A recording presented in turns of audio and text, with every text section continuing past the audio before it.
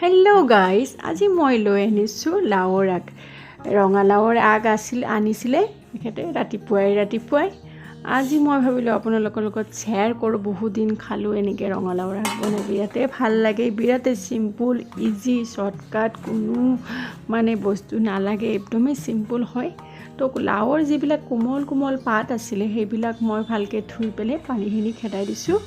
আৰু লাওৰ যিবিলাক ঠাৰি আছে ঠাৰিবিলাকো মই এনেকৈ ওপৰৰ যিবিলাক চুজ থাকে সেইবিলাক পেলাই মই এনেকৈ সৰুকৈ কাটি লৈছোঁ, কোমলবিলাক, আৰু বিৰাটেই ভাল লাগে।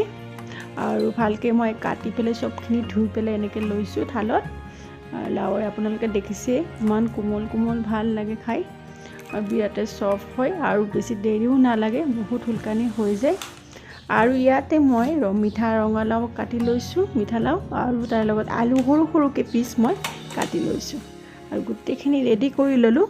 আৰু এতিয়া মই লাওৰ পাতখিনি অকণমান মিহিকৈ কাটি ল'ম তাইৰ লগত। আৰু কি কোনো হেৰি নালাগে, অকণমান হালধি, নিমখ, কেঁচা জলকীয়া, একদমেই চিম্পুল, ইজি হয়, আপোনালোকে বনাব পাৰে। আৰু লাওৰ আগৰ দামো বেছি নহয়, মুঠা 20 টকাকৈ লয়। আৰু মই পাতখিনিও এনেকৈ কাটি লৈছোঁ।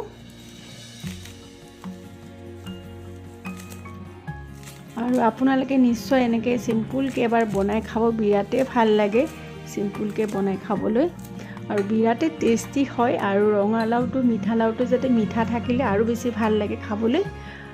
আৰু মই কি ক'ম, আৰু লাওটোৰ আগতেও মই বনাই খাইছোঁ, বিৰাটেই মিঠা, আৰু কি কয়, বস্তুটো ভাল হ'লে এনেই টেষ্টি হয় আৰু খাবলৈ। আৰু মই সৰিয়হৰ তেল দি তাত কালা জিৰা মই তেলত দি দিছোঁ, আৰু লাওখিনি আৰু আলুখিনি মই তেলত বহাই দি আৰু কেঁচা জলকীয়া দিছোঁ। আৰু জলকীয়াবিলাকো বহুত জ্বলা, সেইকাৰণে মই এটাই দিছোঁ, যাতে বাচ্ছাবিলাকেও চবেই খাব পাৰোঁ আমি, বেছি জ্বলা হ'লে খাব নোৱাৰিব। আৰু তাৰ লগত মই নিমখ দিছোঁ পৰিমাণে যিমান লাগে, আৰু মই হালধিৰ গুড়া দি দিছোঁ। আৰু ভালকৈ নিমখ হালধিৰ গুড়াখিনি দি পেলাই মই ভালকৈ মিক্স কৰি লাৰি ল'ম।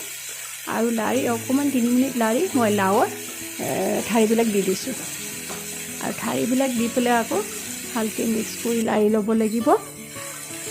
আৰু ঠাৰিবিলাক দি মই ভালকৈ মিক্স কৰি লাৰি পেলাই 3 মিনিট মই এনেকৈ ৰাখিছোঁ।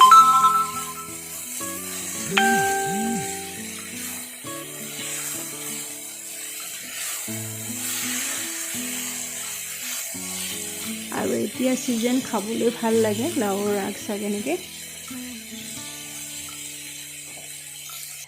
আৰু মই অকণমান ঢাকনি লগাই দিছিলোঁ, 3 মিনিটৰ কাৰণে ঢাকনি লগাই দিছিলোঁ, যাতে লাওৰ ঠাৰিবিলাক, আলুবিলাক, মিঠা লাওখিনি অকণমান সিজি যায়। 3 মিনিটৰ পিছত মই তাত অকণমান চেনি দি দিছোঁ। আপোনালোকে অপশ্যনেল দিব পাৰে, নিদিব পাৰে, যদি ভাল পায় দিব, যদি ভাল নাপায় নিদিব। আমি ভাল পাওঁ কেনে অকণ চেনি দি দিছোঁ। আৰু কেতিয়াবা কি হয়, মিঠা লাওটো যদি মিঠা নাথাকে তেতিয়া চেনিটো দিলে অকণমান ভাল লাগে।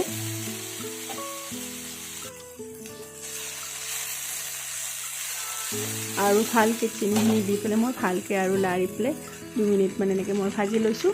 আৰু লাওৰ পাতখিনি কাটি থৈছিলোঁ যে সেইখিনিও মই দি দিলোঁ ইয়াত।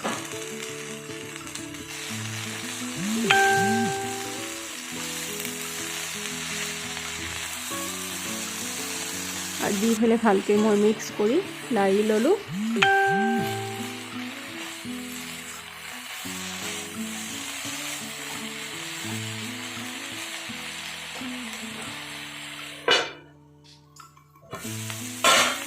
আৰু মই এনেকৈ 5 মিনিটৰ কাৰণে ঢাকনি লগাই দিছিলোঁ, যাতে লাওৰ পাতখিনি ভালকৈ একদম সিজি যায়, একেলগত মিক্স হৈ যায়। আৰু এতিয়া অকণমান মই পানী দি দিম ইয়াত।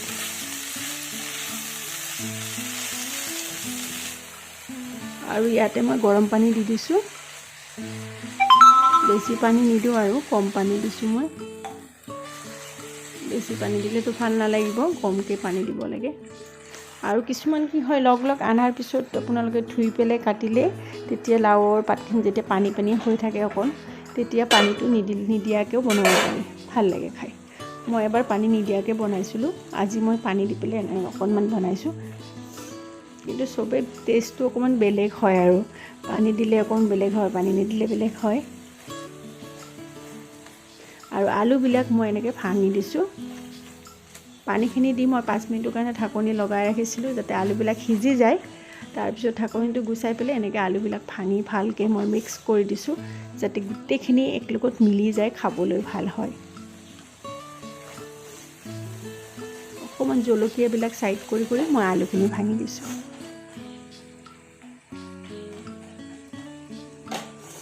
আৰু মোৰ এয়া ৰেডি হৈ গ'ল। আৰু আপোনালোকৰ যদি মোৰ ভিডিঅ'টো চাই ভাল লাগে মোৰ চেনেলটো ছাবস্ক্ৰাইব কৰিব, লাইক কৰিব। আৰু কি ক'ম আৰু গৰম গৰম ভাতৰ লগত খাই বিৰাটেই ভাল লাগে। আৰু মোৰ এয়া ৰেচিপি ৰেডি হৈ গ'ল। আৰু আপোনালোকে চোৱাৰ কাৰণে বহুত বহুত ধন্যবাদ।